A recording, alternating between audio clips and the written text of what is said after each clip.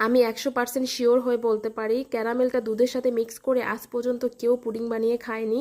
তবে হ্যাঁ, আজকে আমি আপনাদের সাথে শেয়ার করব সেই ক্যারামেল মিক্স পুডিংটা কিভাবে বানিয়েছিলাম। নর্মালি আমরা যেইভাবে পুডিংটা বানিয়ে খাই সেম প্রসেসেই কিন্তু পুডিংটা বানানো হয়, জাস্ট একটা অপশন বেশি দেওয়া হয়, সেটা হচ্ছে ক্যারামেল। এই ক্যারামেলটাই কিন্তু দুধের সাথে একটু মিক্স করে দিলে খেতে কিন্তু দুর্দান্ত স্বাদ হয়, ফ্লেভারটা অনেক বেশি সুন্দর আসে। দেখতেই পাচ্ছেন আমি কিন্তু একটু দুধের মধ্যে ক্যারামেলটা দিয়ে দিলাম। এখন একটু নেড়ে চেড়ে তারপর হচ্ছে দুধের মধ্যে, পুরো দুধের মধ্যে দিয়ে দিব। এই তো দিয়ে দিলাম, এখন মিক্স করে নিব আর এখন পুডিংটাকে সেট করে নিব। তো তারপর হচ্ছে প্রেশার কুকারে আমি পুডিংটাকে সিদ্ধ করে নিয়েছি, ভাপে দিয়ে দিয়েছিলাম।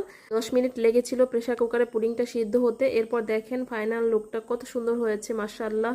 রেসিপিটা কিন্তু আমার চ্যানেলে দেওয়া আছে, আপনারা চাইলে কিন্তু দেখে নিতে পারেন। পুরো রেসিপিটা কিন্তু খুবই সহজ এবং খুবই দুর্দান্ত মজা হয়। রেসিপিটি যদি ভালো লাগে অবশ্যই লাইক কমেন্ট করে পাশে থাকবেন। সবাই ভালো থাকবেন, আল্লাহ হাফেজ।